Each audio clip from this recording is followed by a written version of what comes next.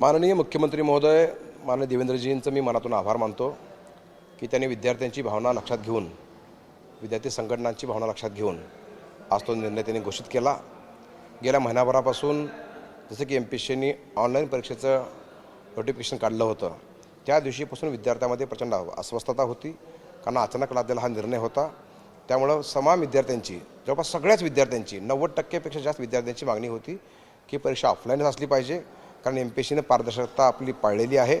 त्यामुळं MPSCवर प्रचंड विश्वास या लोकांचा आहे। पण या निमित्तानं मी MPSCचे आभार मानतो, माननीय मुख्यमंत्र्यांचे आभार मानतो की त्यांनी तुर्तास हा निर्णय स्थगित देऊन विद्यार्थ्यांना दिलासा दिला आहे। विद्यार्थी आता त्यांचंही मी अभिनंदन करतो आणि विद्यार्थ्यांनी आता अभ्यासाला लागावा अशी मी विनंती विद्यार्थ्यांना करतो।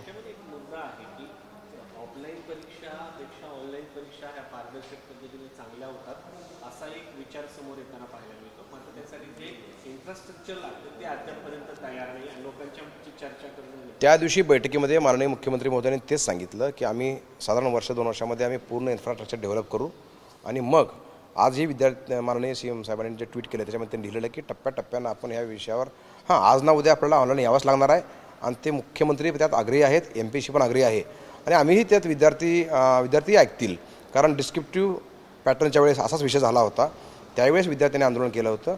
त्यामुळे 2 वर्ष आपण थांबून डिस्क्रिप्टिव्ह पॅटर्न अवलंबला। आज विद्यार्थ्यांचं पूर्ण म्हणणं ते आहे, विद्यार्थी सहमत आहेत। याही वेळेस विद्यार्थी सहमत होतील, कारण नीटच्या बाबतीमध्ये आपण बघितलं आणि त्यावेळेस अनेकाची मागणी आली की या परीक्षासुद्धा ऑनलाईन व्हायला पाहिजे, त्या ऑनलाईन होणार आहेत। तर याही टप्प्याटप्प्यानं ऑनलाईन होतील अशी मला खात्री आहे आणि त्यावेळेस विद्यार्थी सहमती देतील। एक यामध्ये असा विषय आहे की आता नीटच्या बाबतीत किंवा अनेक बाबतीत आपण पाहिलं की ऑनलाईन परीक्षा घेण्याचं जे इन्फ्रास्ट्रक्चर आहे ते देण्याची कपॅसिटी सध्या फक्त एकाच कंपनीकडे संपूर्ण देशभरात आहे। सरकारने अनेकदा विनंती करून झाली आहे की वेगवेगळ्या कंपन्यांनी, खाजगी कंपन्यांनी याबाबतीत पुढे यावं आणि पुढाकार घेऊन एक स्वतःचं इन्फ्रास्ट्रक्चर तयार करावं। तर ऑलरेडी ते कमी असताना पुन्हा त्यात MPSC जर ऑनलाईन झाली तर अडचणी येतील असं नाही, म्हणूनच विद्यार्थ्यांचं जे म्हणणं आहे माननीय मुख्यमंत्र्यांनी त्या दिवशी ऐकलं, मुख्यमंत्र्यांनाही ते पटलं, म्हणून मुख्यमंत्री महोदयांनी सांगितलं की आपण टप्प्याटप्प्यानं पूर्ण इन्फ्रास्ट्रक्चर डेव्हलप करू, क्लासरूम्स तशा डेव्हलप करू आणि मग आपण ऑनलाईन परीक्षा घेऊ असं म्हणल्यामुळं विद्यार्थीही सहमत आहेत आणि आम्ही विद्यार्थी संघटनाही सहमत आहेत। माननीय मुख्यमंत्र्यांनी त्यामुळे आम्हाला संमती दिलेली आहे। सर, एक राजकीय प्रश्न आहे।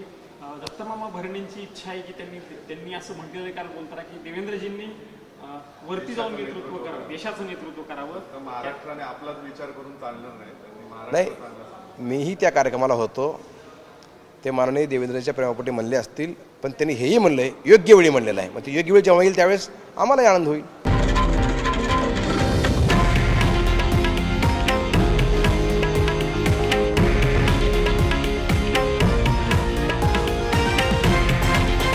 हे आहे देशातील नंबर 1 न्यूज नेटवर्क आणि आपण पाहत आहात TV9 मराठी, एकमेव।